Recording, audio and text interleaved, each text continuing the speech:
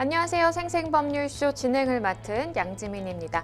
이 세상 이슈를 법률적 시점에서 다뤄보는 본격 톡 블록버스터 법률 이슈 토크 시작해 보도록 하겠습니다.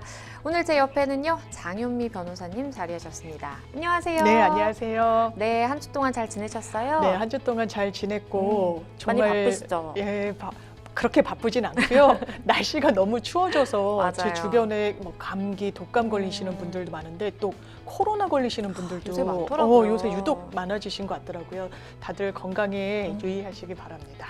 네, 오늘 장윤미 변호사님과 함께 시작해 보도록 하겠습니다. 그럼 법률 이슈 토크에서 만나볼 이야기들 먼저 함께 만나보시죠. 총선 4개월 정계 개편 현실화, 제3지대 빅텐트 주목, 국민연금 개혁안 제시, 보험료율 13%대 15% 인상, 1년 만에 중일 정상회담, 핵 오염수 방류 문제, 기싸움, 이렇게 오늘 3가지 주제 준비가 되어 있습니다. 어떤 이야기들일지 궁금한데요. 바로 시작해 보겠습니다. 여러분은 지금 생생법률쇼와 함께하고 계십니다.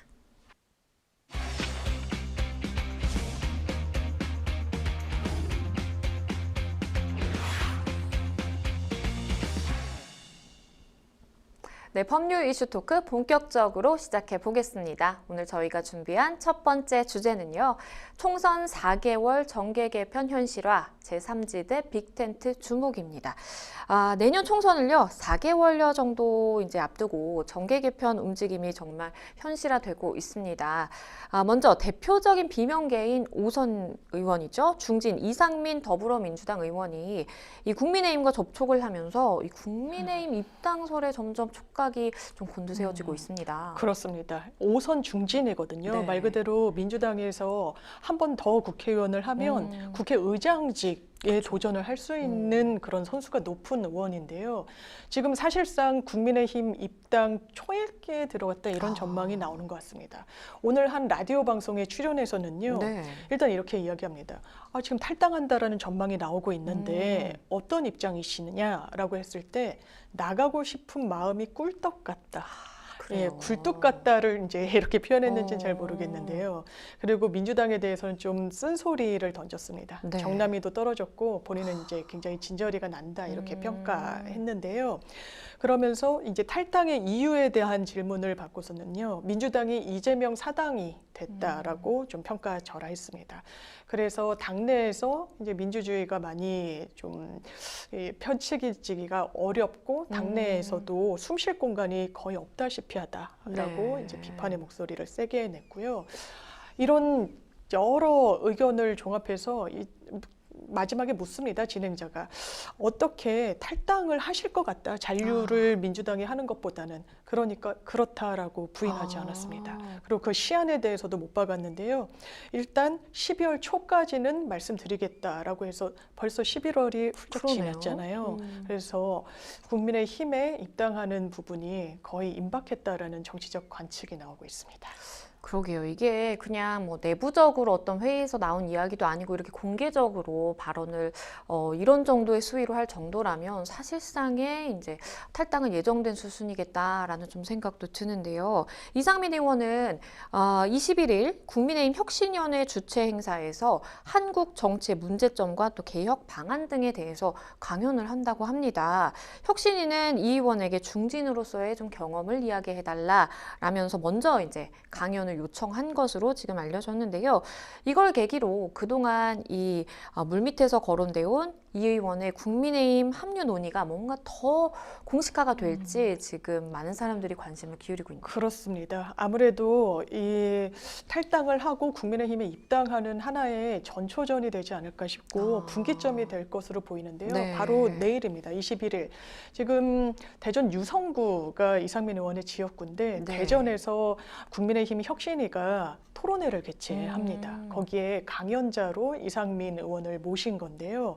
일단 내용 자체는 국민의힘을 옹호하기보다는 뭐 혁신이 그리고 현재의 국민의힘 모습에 쓴소리도 아끼지 않을 뭐 예정이다 이렇게 보도는 나오고 있습니다. 네. 그러니까 지금 탈당을 하는 부분을 시사한 의원이 어쨌든 혁신이 국민의힘 혁신위에서 주최하는 토론회에 나오고 있으니까 이게 그렇다면 국민의힘 혁신위가 하나의 구심점 역할을 하면서 제3지대에 나와 있는 의원들을 규합하는 하나의 좀 분기점이 되지 않겠느냐 이런 이야기가 나오고 있는데요. 네. 지금 이상민 의원의 강연이 내일 예정돼 있고 양향자 의원 현재 무소속인데 한국의 희망이라는 창당 준비를 하고 있습니다. 네. 민주당 당적이었지만 현재 민주당은 나온 상황인데요.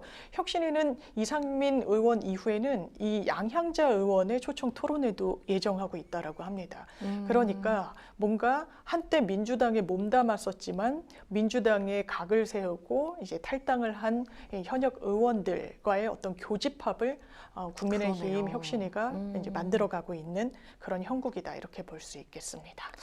그러면 지금 굉장히 많은 사람들이 집중하는 것이 이제 신당인데 이상민 의원은 이 현재 거론되고 있는 신당에 대해서 어떤 좀 의견을 가지고 있을까요? 일단 한계가 뚜렷하다라고 보는 것 같습니다. 네. 본인이 5선을 일단 민주당에서 했고요. 그쵸. 한 번은 이제 민주당을 탈당해서 자민련인가요? 그 당적으로 출마를 했다가 다시 네. 이제 민주당으로 복귀하기도 했는데 어쨌든 거대 양당 체계가 쉽사리 깨지기는 어렵다고 보는 것 같습니다. 그래서 지금 이른바 제3지대 깃발을 들고 있는 이준석, 금태섭, 양향자 의원 같은 경우를 거론하면서 각각 한계가 있다라고 전망을 했습니다. 그리고 국민의힘과 민주당 이런 양당에 대항할 수 있는 그런 세력화를 하는 데는 좀 부정적인 전망을 드러내기도 해서 아마 이상민 의원이 처음에는 이준석 전 대표와의 어떤 교류도 상당히 활발했거든요. 그렇죠. 네, 라디오 방송에 나와서는 이준석 전 대표와 이현주 전 의원이 같이 함께하는 토크 콘서트에 본인이 가겠다 뭐 이렇게 이야기를 하기도 했고 한데 이른바 이준석 신당에 결합하거나 뭔가 함께할 여지는 현재로서는 좀 적어 보입니다. 그러면 지금 민주당 내에서 이야기가 되고 있는 이 이재명 험지 출마론에 대해서는 또 어떤 의견을 가지고 있을까요? 예, 민주당 내 이른바 비명 모임이라고 할 수 있는 그러니까 4명의 의원들로 되어 있는 원칙과 상식 같은 곳에서는 네. 험지 출마해라. 이재명 대표의 고향인 안동에서 나가거나 여긴 민주당 입장에서는 험지이니까요. 그래서 본인이 먼저 희생하라 이런 요구를 하고 있는데요. 이상민 의원 같은 경우에는 여기에 대해서 더 한 발짝 나아가서 험지 출마를 하더라도 소용없다 이런 입장 보이고 있습니다. 실제로 일단 뭐 연출하거나 메이크업 하는 거에 불과할 거라고 이야기를 하는 것 같아요. 네. 이제 민주당에서 이재명 대표가 뭐 안동, 대구 등 험지에 출마를 설사 하더라도 그것이 본질적인 어떤 당 쇄신은 될 수 없다라는 취지로 인터뷰를 하기도 했고요. 문제는 이재명 대표의 이제 사당화다. 개인 일당이 민주당을 장악한 데 있다라는 입장을 견지하면서 이 대표가 아예 당 대표직에서 물러나야 된다는 본인의 기존 입장을 다시 한번 강조하기도 했습니다. 이 TK 기반으로 신당 창당을 준비 중인 이준석 대표가 과연 제3지대와 어떻게 좀 새 확장을 모색할지도 관심인데요. 일단 이 전 대표의 현재 분위기 좀 어떨까요? 나쁘지 않은 것 같습니다. 아. 일단 창당을 하기 위해서는요. 전국에 최소 5개 시도당에 각 시도당에 1,000명 이상의 당원을 모아야 되거든요. 네. 근데 이준석 대표가 사실 그 작업으로 나아가기 위한 수순을 이번 주말에 했었어요. 토요일에 연락망을 구축하기 위해서 힘을 모아주세요라고 해서 구글 폼으로 만든 연락망을 이제 만들기 시작했는데요. 네. 이틀 만에 3만 명이 넘었습니다. 와. 5개 시당 1,000명씩 했을 때 단순 계산했을 때 그 5,000명 기준은 훨씬 넘어섰고요. 본인 인터뷰 내용을 보면 남녀 성비 차이도 크게 없다라고 하고 지역적으로도 좀 골고루 분포가 돼 있다는 거예요. 그렇다면 사실 창당을 공식 선언하지 않았지만 그 분위기는 계속해서 보여주고 있는데 그러게요. 그 길이 이 국민들의 지지를 받는 측면은 좀 분명히 있어 보이고요. 그러는 가운데 국민의힘과의 대립각은 상당히 세우고 있습니다. 최근에 국민의힘 혁신위에서 중진 그리고 딱 집어서 사실상 장제원 의원에게 수도권 출마를 종용하긴 했었거든요. 그러니까 네. 거기에 대한 어떤 제스처가 장제원 의원이 지역구에서 고속버스 92대를 동원해가지고 산악회 그렇죠. 모임을 했단 말이에요. 네.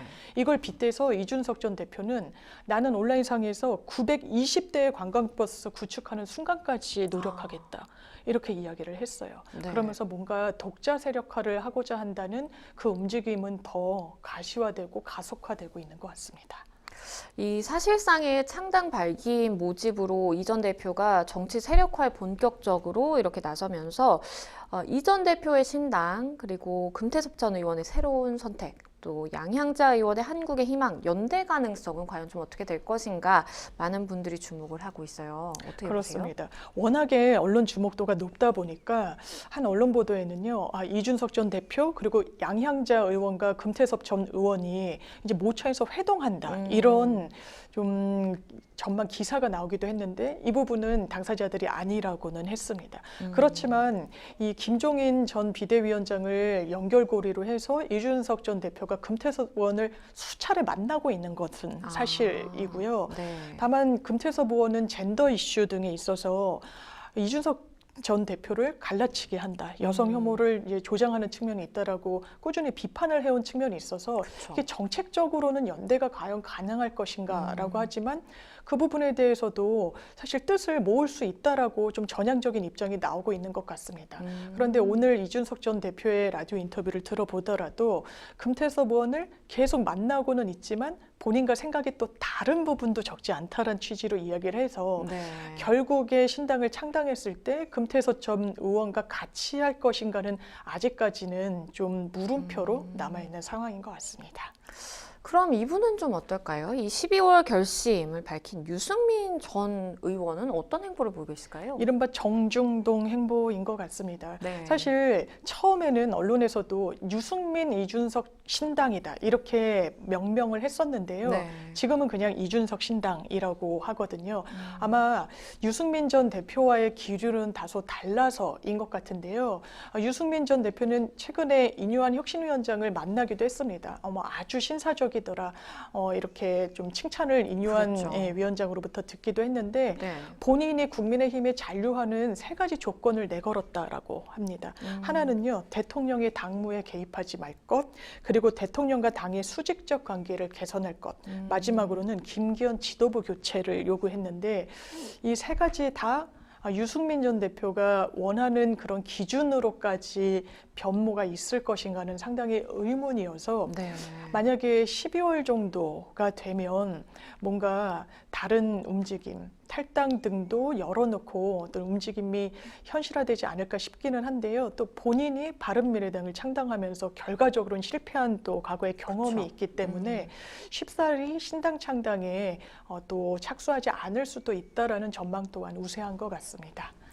이 야권에서도 창당 움직임이 일고 있습니다. 송영길 전 대표도 내년 총선에 비례정당으로 출마하는 방안을 고심 중이다라고 좀 밝힌 바 있고요. 조국 전 법무부 장관과의 연대 가능성도 또 시사를 하고 있어요. 그렇습니다. 사실 조국 전 장관은 본인 재판에서 이게 부인인 정경심 전 교수는 이미 실형이 다 확정이 됐고 그랬죠. 이제 석방까지 된 상황이잖아요. 이제 본인이 정경심 교수와 그 공동 피고인으로 받는 재판이 남아 있는데 1심에서 2년 실형을 선고받았습니다. 네. 이제 항소심 계속 중인데 아마 1심에서 커다란 사정 변경은 없기 때문에 이게 그대로 선고될 가능성도 상당히 높아 보여요. 네. 그래서 이런 상황 속에서 본인이 어쨌든 정치적인 어떤 전망을 이야기할 때 출마가 가능하겠느냐라는 좀 분석이 더 우세했던 것도 사실인 것 같습니다. 네. 근데 최근에 보면 전국을 돌면서 일단 북콘서트를 하고 있어요. 이게 사실 정치적 행보라고 보이는 부분이 있죠. 네. 그러면서 최근에는 이렇게 이야기합니다. 내가 비법률적인 방법으로 명예를 회복하는 방안을 고민하고 있다.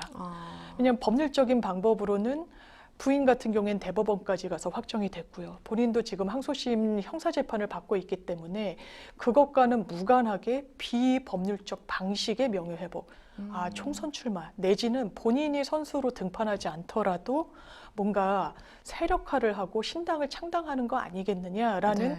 이야기들이 상당히 정치권 안팎에서 많이 나오고 있고요. 그 흐름에 송영길 전 대표도 검찰에 대한 어떤 비토, 비판 이런 부분에 대한 교집합이 조국 전 장관과 상당히 좀 많이 겹치기 때문에 같이 좀 연합을 하거나 규합을 할 가능성이 정치권에서는 나오고 있는데, 다만 지금 비례형 연동형 비례대표제가 지금 선거법이 아직 바뀌지는 않았습니다. 그게 또 연동형이냐 뭐 병립형이냐 그렇죠. 어떻게 마무리되는지에 따라서 또 이 움직임도 연동해가지고 좀 많이 바뀔 것 같습니다. 그리고요, 이 비명계 4인방이 주축이 된 모임 원칙과 상식도요, 이 2030 세대와 간담회를 여는 등 굉장히 좀 보폭을 넓히고 있는 그런 상황입니다. 그런데 실제로 이 4인방이 탈당을 할 것이라고 보는 시각은 좀 낮다라는 분석이에요. 그렇습니다. 원래는요, 5인방으로 출발할 것이라는 전망이 높았어요. 네. 이 4명은요, 김종민, 윤영찬, 이원욱, 조응천 의원, 이른바 비명 내지는 이제 반명으로 분류되는 의원들인데요. 네. 여기에 원래는 이상민 의원도 같이 할 거라는 전망이 많았습니다. 그런데 원칙과 상식이 발족했을 때 이상민 의원은 빠졌거든요. 그때 이상민 의원은 오히려 더 한 발 나아가서 탈당을 좀 그렇죠. 불사하겠다는 생각을 하고 있기 때문에 결이 다르다, 이런 정치적 분석이 나왔었습니다. 그래서 이 4명의 의원은 당장 민주당을 탈당할 생각은 없어 보입니다. 민주당의 타이틀로 선거를 치르겠다는 것인데, 지금 각각의 지역구에 이른바 친명이라고 하는 정치 신인들이 포진해 있어요. 네. 그래서 상당한 또 갈등을 겪고 있는 부분이 있고, 민주당 내에서 아마 경선을 하거나 할 가능성이 높은데, 이 4분에 대해서 또 최재성 전 정무수석 같은 경우는 요구하는 내용이 사실상 단수 공천을 달라는 것과 진배 없어 보인다. 본인의 지역구에. 지금 반명, 비명, 당내 쓴소리를 이야기하고 있긴 하지만 본인들 공천과의 어떤 연결고리가 분명히 있어 보인다라는 어떤 분석도 일각에서는 나오고 있는 것 같습니다. 이런 가운데요, 이 춘천 출신인 한동훈 법무부 장관의 총선 출마론이 가시화되면서 이 총선 전국이 정말 급변하고 있다라는 또 생각도 들고요. 그렇습니다. 한동훈 장관이요, 전국에 이제 법무행정을 챙기겠다고 하면서 전국 출장을 간 것을 보면 그야말로 전국을 누비고 있습니다. 뭐 제주 갔고요, 거창 갔고, 전주에 이제 완주 혁신도시에 가기도 했고요. 그리고 최근에는 대구에 가서는 대구 시민들을 상당히 존경한다라고 이야기를 하면서 대구는 역사적으로 3번 승리한 도시라고 이야기를 합니다.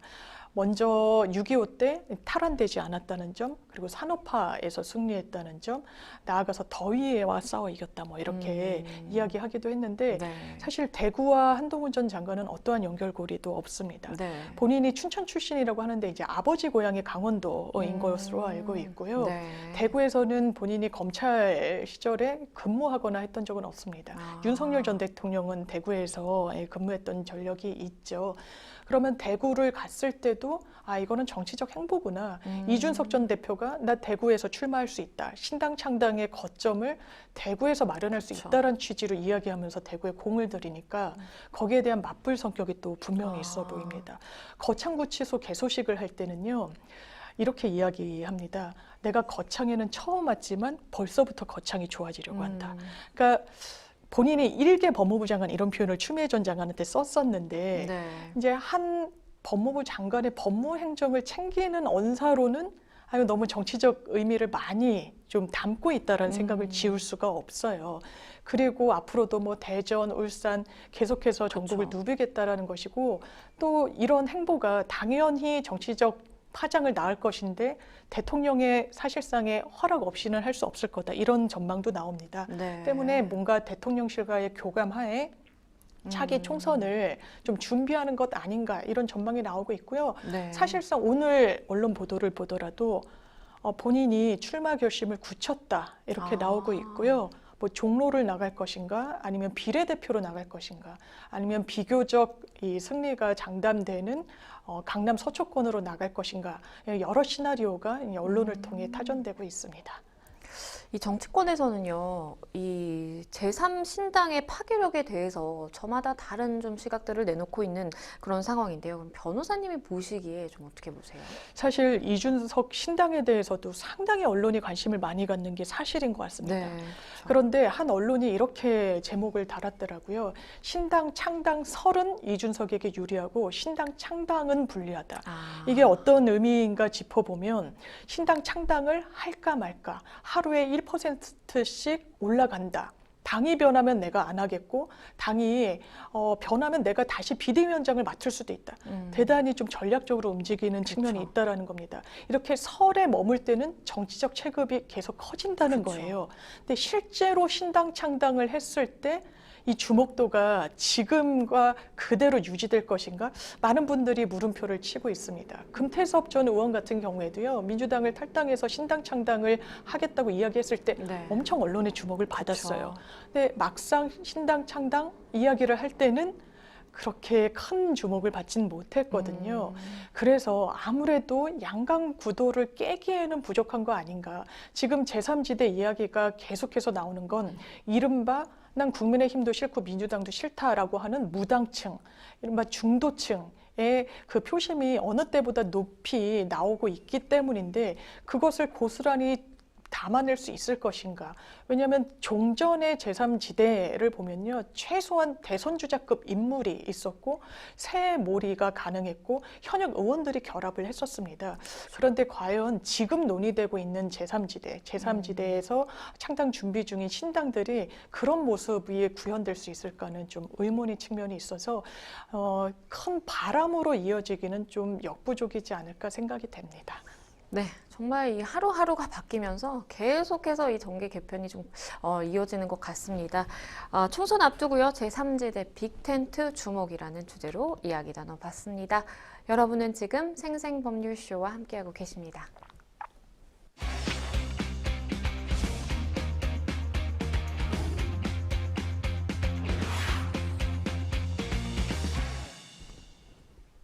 네, 법률 이슈 토크 두 번째 주제로 가보겠습니다. 저희가 준비한 두 번째 이슈는요. 국민연금 개혁안 제시, 보험료율 13%대 15% 인상입니다. 국민연금에 대한 정부 개혁안의 자세한 좀 내용이 나왔습니다. 사실 지난달에 발표할 때에는 우리가 실질적으로 얼마를 내고 그리고 또 얼마를 받을 수 있는지 구체적인 이 수치가 빠져 있었는데 그 자세한 내용이 이제 공개가 됐습니다. 일단 두 가지 개혁안이 있는데 그 내용과 좀 차이점부터 좀 설명을 해주시죠. 그렇습니다. 지금 짚어주신 대로요. 처음에 연금 개혁안이 나왔을 때 보수 언론에서도 이런 사설로 상당히 비판을 했어요. 그랬죠. 이거 완전히 맹탕이다. 어떻게 숫자가 빠질 수 있느냐.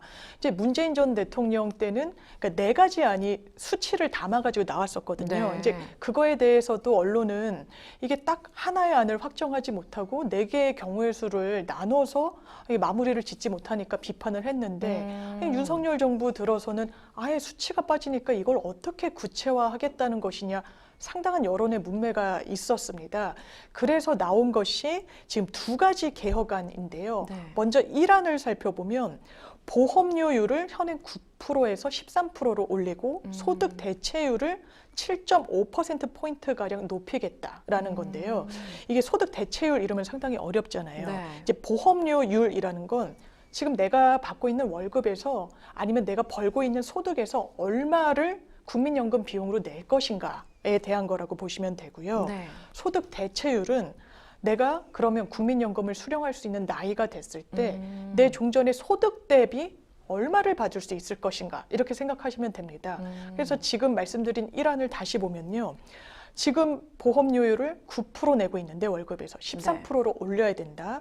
다만 소득 대체율, 그러니까 내가 지금 받고 있는 급여 기준으로 받는 것도 지금보다 한 7.5%포인트가량 더 높여서 많이 내고 많이 받겠다. 이게 1안이고요. 네. 2안은요. 보험료율을 15%까지 끌어올려야 된다. 워낙에 이 연금이 고갈되고 있다는 지적이 있으니까. 그리고 소득 대체율도 사실 연금 재정이 좋지 않기 때문에 오히려 조금 줄여야 된다. 그러니까 많이 내고 덜 받는, 어떻게 보면 이게 현실적인 아닐 수도 그러게요. 있는데 지금 1안, 2안 이렇게 좀 나뉘어져서 정부안이 제출돼 있는 상황입니다. 그러면 이렇게 두 가지 안이 있는 것인데 정부는 좀 어떤 입장인지 궁금한데요. 둘 다 확정되지 않았다는 입장이에요. 아. 사실 문재인 전 정부 때도 네 가지 안 중에 확정짓지 않아서 굉장히 비판받았었거든요. 네. 근데 지금 두 가지 안에 대해서도 정부, 이게 주무부처가 보건복지부예요. 근데 보건복지부 장관이 이렇게 이야기합니다. 구조개혁과 같이 논의가 돼야 되기 때문에 두 개 중에 하나를 고르라고 한다면 내가 답변할 수는 없다. 아, 그러니까 1안이 될지 2안이 될지 지금 정부, 그것도 주무부처 장관으로서도 확답을 하긴 어려운 상황이라는 건데요. 이게 왜 그러냐면 정부 입장에서는 1안, 2안 지금 이걸 확정할 때가 아니다. 이 먼저 구조적인 재편을 먼저 해야 되고 그 구조적인 개편을 어떻게 할지 먼저 논의한 뒤에 몇 프로 올리고 몇 프로 더 받을지 이런 구체적인 방안을 내놓아야 된다라는 겁니다. 여기에는 아무래도 총선이라는 정치적 이벤트를 뭐 제거하고 이런 입장을 설명하기는 어려울 것 같습니다. 네. 이게 기본적으로 이 연금 문제가 상당히 국민들에게는 좀 관심이 크죠. 그렇죠. 내가 월급에서 얼마를 떼어가고 얼마를 그럼요. 받을 수 있을지는 정말 생활과 밀접하게 결부가 돼 있으니까요. 근데 총선 앞두고 많이 내셔야 됩니다. 대신 조금 가져가실 수밖에 없어요라는 안을 정말 구체화하는 순간 굉장히 표심에는 그럴 수 마이너스가 될 수밖에 없거든요. 그래서 정부 입장이 좀 신중하고 먼저 연기금 전체에 대한 어떤 손질이 필요하다는 입장을 견지하고 있는 그런 상황입니다. 그런데 일단은 뭐 현행 제도대로는 사실은 이건 좀 현실적으로 어려운 것 같아요. 현행 제도를 유지한다면 국민연금이 2055년이면 고갈될 것이다. 이렇게 예측이 되고 있는 상황이잖아요. 맞습니다. 국민연금 산하에 재정계산위원회라는 위원회가 있어요. 네. 올 초에 재정 추계를 제5차 재정 추계였는데요. 네. 발표를 했습니다. 그 발표 결과를 보면요. 지금 제도 그대로 운영이 된다는 걸 전제로 하면요. 2041년도에 연금 수지 적자가 발생하게 되고요. 2055년도에는 기금이 아예 바닥이 나게 된다. 이거는 구체적 수치에 기반해 가지고 전망치를 내놓은 것이기 때문에 사실 2055년에는요. 더 내고 덜 받고 이런 문제가 아니라 그러게요. 아예 받을 아예. 수가 없게 된다라는 거예요. 이게 왜 그러냐면 저출산 상당히 심합니다. 그렇죠. 그리고 연금을 처음에 설계할 때는 평균 수명이 70대였어요. 그런데 맞아요. 지금은 80대로 올라가기도 그렇죠. 했고요. 국민연금 수령자가 고령화로 인해서 많이 늘어날 수밖에 없어서 미래 세대의 부담이 커질 수밖에 없는 이런 구도로 좀 진입하게 된 것 같습니다. 그런데 일단 지금 상황으로 가면 2055년도에 이제 완전 고갈인데 그러면 이 정부가 제시한 두 가지의 연금 개혁안으로 가면 그걸 막을 수 있을까라는 좀 생각을 해보면 그것도 좀 아닌 것 같아요. 그렇습니다. 일단 아까 말씀드린 1안 보험료율을 한 13% 올린다. 그리고 소득 대체율은 50% 인하한다. 좀 덜 받겠다라는 건데요. 네. 이거는 더 내는 만큼 받는 돈도 좀 올리자라는 것이어서 연금 고갈을 해결하는 데는 최선의 방책일 수는 좀 없어 보입니다. 네. 그럼 이 안, 이 연금을 안정화하는 데 좀 더 방점이 맞춰진 안을 보더라도요. 그러면 보험료율 15%까지 올리고 덜 받아서 40%대로 유지를 하자라고 하는데요. 그러면 연금이 고갈되지 않느냐. 그냥 연금이 고갈되지 않는 기한을 연기하는 그쵸. 정도의 효과에 불과하다고 합니다. 그래서요, 고갈 시점이 아까 2055년으로 예정이 됐었는데요. 네. 그냥 2062년, 7년이 7년. 유예되거나 아니면 정도에 따라서 2071년도까지 좀 더 유예하는 정도에 불과해서 네. 지금의 정말 전향적인 제도 개선이 있지 않으면 그냥 연금이 사라지게 된다라는 그러게요. 그런 전망이 나오고 있는 상황입니다. 이게 설명을 해주셨지만 보험료율이 내가 이제 소득에서 비율로 따져봤을 때 내는 돈이고 그리고 소득 대체율이 이제 우리가 나중에 받게 될 그 비율이라고 보시면 되는데 하나는 더 내고 덜 받는 거, 두 번째는 더 내고 이제 덜 받는 거. 그러니까 어쨌든 더 낸다는 건 똑같은 거예요. 더 내고 더 받느냐 덜 받느냐 이 두 가지 이제 옵션만 있는 것이니까. 그런데 지금 안 그래도 경기가 굉장히 좀 어려운 상황이고 지금 당장 내 수입에서 일정 부분 더 이렇게 보험료를 떼간다고 한다면 이거는 가능한 이야기인가 또 싶기도 하네요. 네, 전문가들이 이렇게 이야기하는 것 같습니다.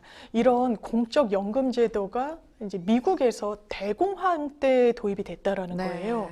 사회적 안전망을 확보하기 위한 상황에서 진짜 오히려 경제가 어려운 때 도입이 돼서 제도적으로 완전히 안착을 했기 때문에 이 부분에 대해서도 좀 깊은 고민이 필요하다. 그러니까 경제가 어려울수록 고물가, 고금리 어려운 상황이 펼쳐지고 이럴 때일수록 사회적 부조 제도가 더 공고히 돼야 된다. 이런 이야기를 하는데요.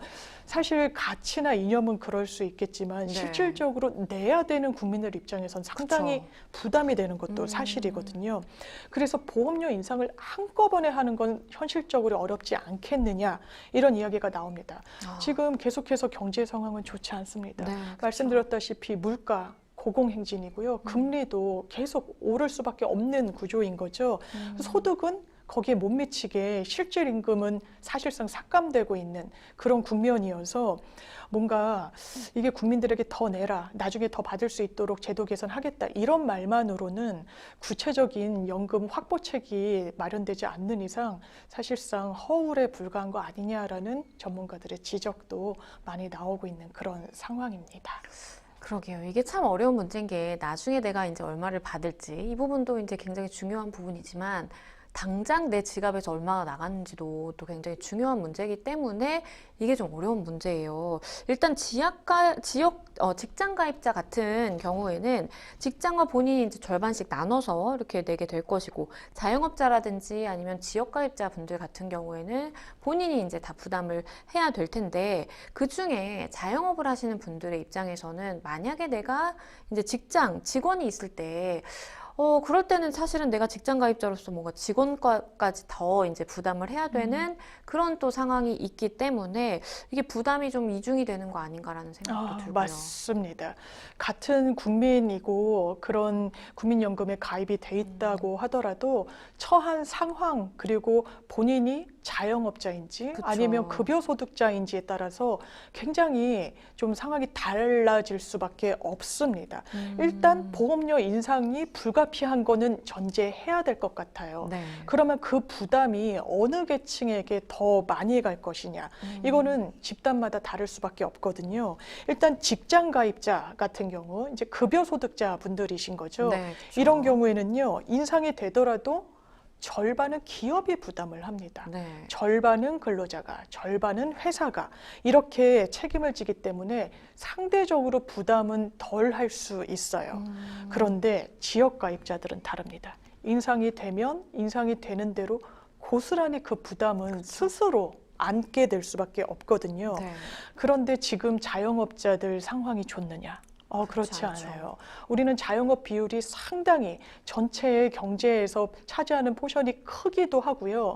왜냐하면 직장 평생 다니다가 퇴직금으로 뭐 치킨집 차린다, 그렇죠. 작은 분식집 차린다 이런 게 어떻게 보면 수순으로 좀 굳어져 있기도 하니까요. 네. 그래서 지역가입자분들한테는 더 피해 내지는 어려움, 경제적인 가중이 가해질 수밖에 없는 구조이다. 그러면 당신은 지역가입자니까, 당신은 직장가입자니까 이걸 구조상 어쩔 수 없으니 그대로 수용하시오라고 정부가 이야기할 수 있을 것인가? 그럴 수는 없을 거라는 겁니다. 네. 그래서 전문가들이 내놓고 있는 또 하나의 대안은요. 보험료 인상을 추진할 때 그런 개인 국민들에게 모든 책임을 다 전가할 게 아니라 지역가입자에 대해서는 국가가 보험료를 지원해 줄 필요가 있다라는 겁니다.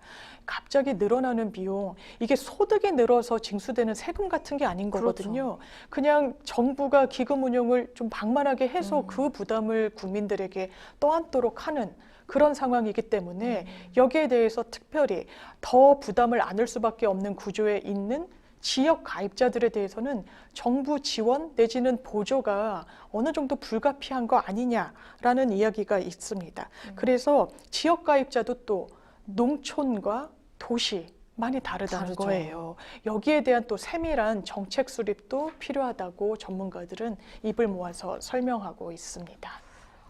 이런 가운데 이 국회 연금개혁특별위원회 전문가 자문기구인 민간자문위원회가요, 이런 이야기를 했어요. 국민연금 구조개혁에 앞서서 모수개혁을 우선 추진해야 된다라면서 이 정부와 국회에 촉구를 했네요.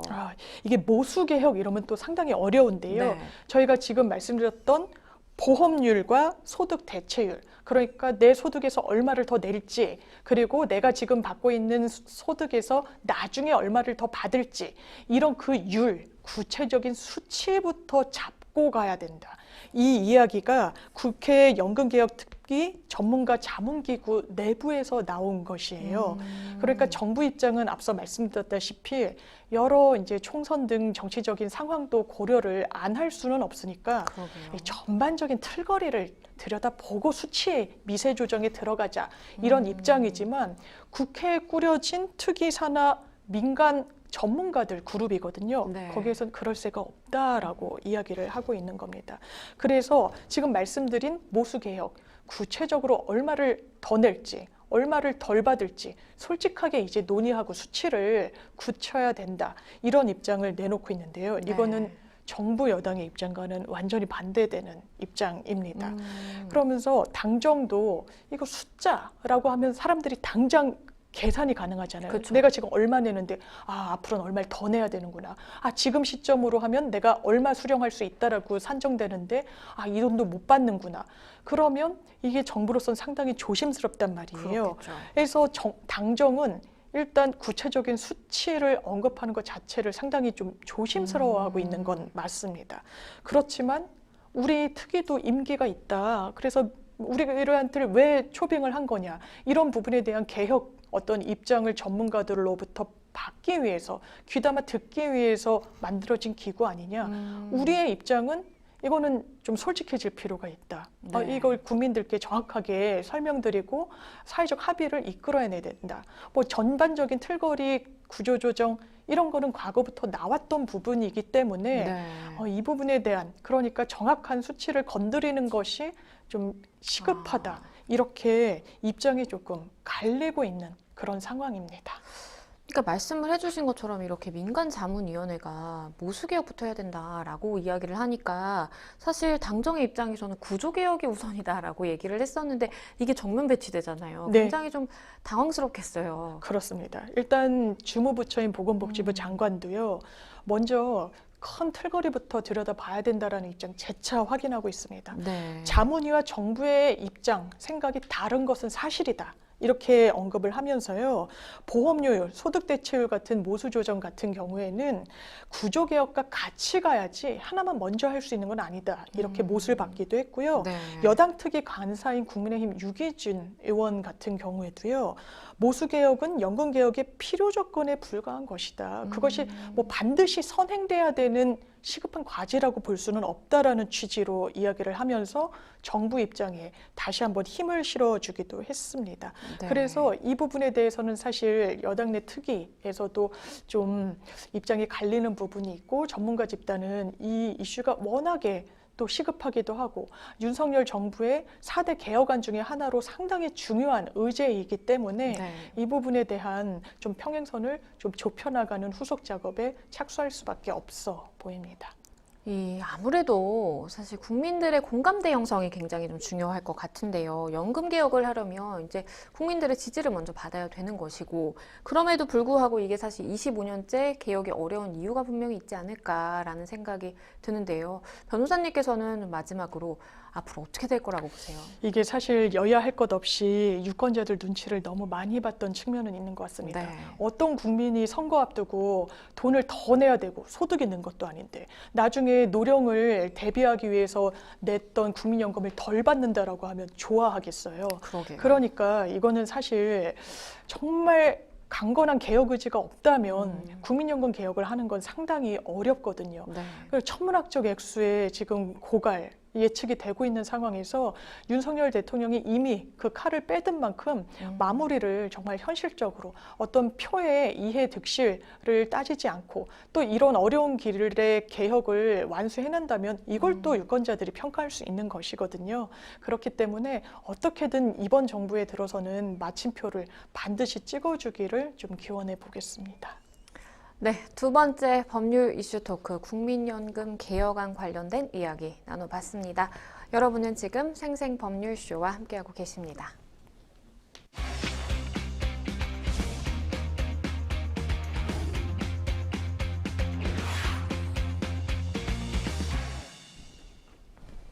네, 법률 이슈 토크 세 번째 주제로 가보겠습니다. 저희가 준비한 주제는요. 1년 만에 중일 정상회담. 핵 오염수 방류 문제 기싸움입니다.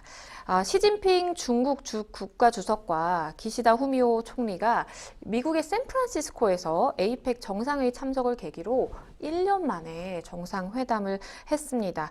후쿠시마 제1원자력발전소 오염수의 이 해양 방류 이후에 양국 정상이 대면하는 게 처음입니다. 이 두 정상은요, 지난해 11월 태국 방콕에서 이 회담에서는 굉장히 좀 부드러운 그런 분위기였다고 하는데 이번에는 좀 뭔가 기싸움이 있었다 이런 이야기가 있네요. 그렇습니다. 사실 에이펙이 최근에 열렸고 미국 샌프란시스코에서 열렸거든요. 네. 그때 이 중일 정상회담이 열리기 하루 전에는 이 미중 정상회담이 있었습니다. 네. 상당히 미국이 중국 그 시진핑 주석을 극진히 예우했다라고 해요. 중국 언론에서는 그것을 더 대대적으로 보도하고 있다라고 하는데 중국과 일본의 만남은 그만치 화기애애하진 않았습니다. 아무래도 후쿠시마 오염수 방류 문제가 이 의제 테이블에 올랐었기 때문인데요. 먼저 포문을 연 거는 기시다 총리였습니다. 네. 지금 후쿠시마 오염수 방류가 된 바로 당일 중국은 모든 일본 내 이 수산물 수입을 금지시켰어요. 그랬죠. 그래서 일본으로서는 상당한 타격을 받을 수밖에 없는데 네. 기시다 총리가 이 현지 시각으로 16일에 이 열린 이 중국과의 정상회담에서 이렇게 이야기를 합니다.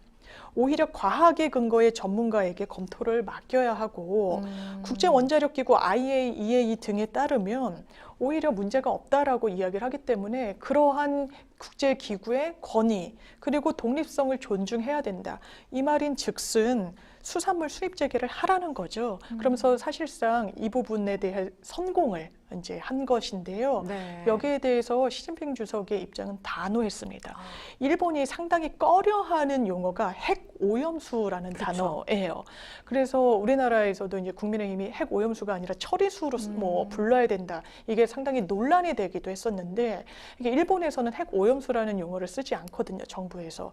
그런데 시진핑 주석이 핵 오염수라고 이야기를 합니다. 그러면서 핵 오염수의 해양 방류는 인류의 건강과도 직결돼 있고 전 세계 해양 환경, 국제 공공 이익에 결부된 문제다라고 지적을 해요. 이런 국제사회의 우려를 일본 정부는 잘 수용해야 된다라고까지 이야기합니다. 네. 심각하게 받아들이라는 취지인 건데요. 그러게요. 그렇기 때문에 이 부분에 대해서는 양국의 입장이 좀 좁혀지진 않았고 다만 이 현지 언론에 따르면 지금 그러니까 날선 공방을 주고받긴 했지만 전문가 그룹 그러니까 일본과 중국의 각각의 원자력 전문가들이 같이 뭐 논의를 하고 좀 들여다보는 그런 안에는 최소한 합의가 있었다 이런 보도는 나오고 있습니다.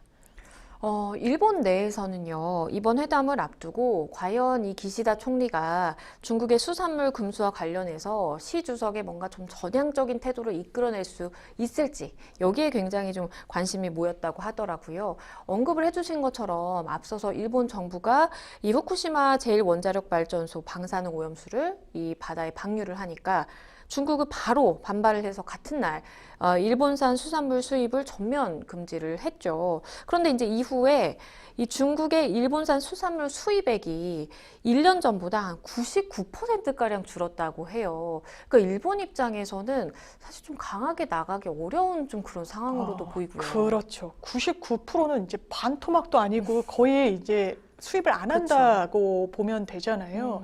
실제로 후쿠시마 오염수 1차 방류가 있었던 게 지난해 8월 24일입니다. 이거 방류를 하자마자 중국은 같은 날 일본산 수산물 전면 수입 금지했어요. 그렇죠. 예, 그래서 10월 달 기준으로 중국의 일본산 수산물 수입액 1년 전과 비교를 해본 겁니다. 그랬더니 99% 감소했어요.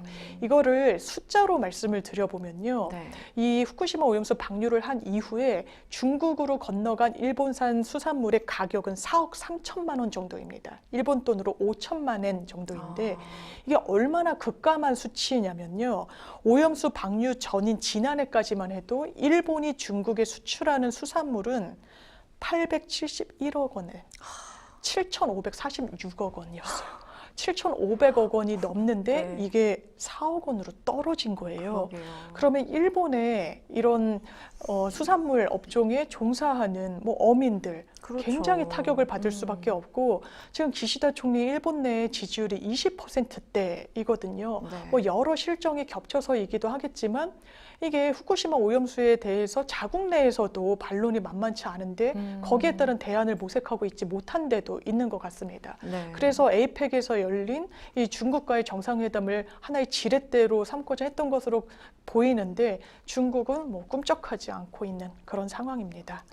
이 오염수 방류 이후 대화에 적극적이지 않던 중국이 그런데 이번 정상회담에 응하게 된 이 배경에는 이 부진한 중국 경제 문제가 좀 작용한 거 아니냐 이런 이야기도 있던데요. 맞습니다. 사실 시진핑 주석을 윤석열 대통령은 못 만났거든요. 이게 출국한 거의 이후에도 중국과의 관계가 워낙에 경색 국면에 들어갔다 보니까 만날 수 있을 것인지 굉장한 좀 관심사이기도 했습니다. 그런데 시진핑 주석이 다른 정상들 만나느라고 한국 이제 정상은 만날 시간이 없었다는 건데 그 와중에 그러니까 정말 분초를 나누어 가지고 정상회담을 하고 있는 와중에 일본 총리를 만난 건 경제적인 투자를 종용하기 위해서라는 분석이 많이 나옵니다. 네. 현재 요미우리 신문 같은 경우에는요. 일단 중국이 10월 하순에 왕이 외교부장이 미국을 방문한 직후부터 일본에 끊임없이 러브콜을 보냈다. 네. 경제 투자 좀 해달라라는 취지였다는 겁니다. 지금 중국이 상당히 많은 경제적 성취를 이룬 것도 사실이지만 굉장히 지금 저성장 어렵죠. 국면에 접어들었거든요. 그래서 이런 상황을 타개하기 위해서 경제 대국이라고 할 수 있는 일본의 도움이 어느 정도는 불가피한 측면이 있어서 그래서 사실 각을 세우는 이슈가 있음에도 불구하고 이렇게 정상회담을 갖게 됐다라는 분석이 나오고 있습니다. 그런데요, 이 한 일본의 이 학자가 후쿠시마 이 원자력 발전소 오염수 해양 방류에 대해서 반대를 하면서 이 물고기의 형태가 바뀌는 게 아니냐라는 이제 발언을 했습니다. 근데 이 발언이 나온 이후에 강연 예정이던 지자체 주최 행사가 갑자기 취소되는 일이 발생했다라는 거예요. 일본 내에서도 이렇게 좀 우려가 커지고 있음에도 불구하고 이런 관련 발언 자체를 봉쇄해버리는 게 이게 좀 많은 사례들에서 보인다라는 이야기가 있네요. 그렇습니다. 사실 일본이요. 체르노빌 원전 사고가 났을 때는요. 비교적 원거리에 있는데도 막 군 항공기를 떼우고 이랬거든요. 네. 이 공기 중에 있는 원자력 오염 수치를 뭐 재겠다는 이유에서였습니다. 네. 뭐 프랑스, 스페인 등으로부터 아예 굉장히 멀리 떨어져 있는데도 농수산물 수입을 금지시켰었어요. 그리고 그때 언론에 뭐 핵 오염 이런 건 상당히 검색이 많이 됩니다. 근데 자국이 오염수를 방류할 때는요. 그러게요. 일본 현지 언론에 굉장히 그 키워드 수가 적게 나온다는 거예요. 지금 말씀 주셨다시피 이 다지마 요코라는 전 호세이대 교수가 있습니다. 80대 노교수인데요. 이분은 뭐 과학자는 아니고 여성학자라고 합니다. 그런데 일본 현지의 한 방송에 출연해서는요. 그러니까 후쿠시마 오염수 과학적으로 안전하다고 장담할 수 있느냐. 물고기 변형 같은 거 초래되는 거 아니냐. 라고 이야기를 했어요. 그 뒤에 지역에서 예정돼 있던 특강이 취소가 됐다라는 겁니다. 그 특강은 여성학과 관련된 주제로 하기로 했던 특강이었거든요. 그래서 이게 뭔가 잘못된 과학 지식 같은 것을 뭐 함부로 유포해도 안 되겠지만 어떤 우려를 제기하는 목소리도 그냥 나오지 못하게 하는 거는 조금 문제가 있지 않느냐라는 또 일본 내 비판적인 목소리가 나오고 있습니다. 이 마지막으로요. 에이펙 정상회의에서 한일 정상회담도 있었는데 혹시 어떤 메시지가 나왔을까요? 이게 사실 친분을 좀 다지는 그런 이상의 메시지는 없었던 것 같습니다. 아. 이제 국내 언론에 좀 타전된 내용을 보더라도요. 한 17분인가를 기시다 총리가 늦었다는 거예요. 아. 그러자 중간에 차에 내려서 막 허겁지겁 오고 뭐 I'm sorry 이랬다는 것인데요. 네. 올해 들어서 7번째 만남입니다. 음. 너무 많이 만난다. 물론 성과가 있으면 만나는 것도 당연히 필요하겠지만 우리는 후쿠시마 오염수 이게 현안 아니겠습니까? 그런데 한일 관계 복원했다는 의미 플러스 알파 더 무엇을 또 가져왔는지에 대해서는 국민들이 좀 묻고 있는 것 같습니다. 네, 1년 만에 중일 정상회담 했다라는 또 이야기 짚어봤습니다. 네, 생생법률쇼 마칠 시간이 다 됐는데요. 오늘 함께 해주신 장윤미 변호사님 감사합니다. 네, 오늘 저희가 준비한 내용 여기까지입니다. 다음 시간에 다시 찾아뵙겠습니다. 시청해주신 여러분 고맙습니다.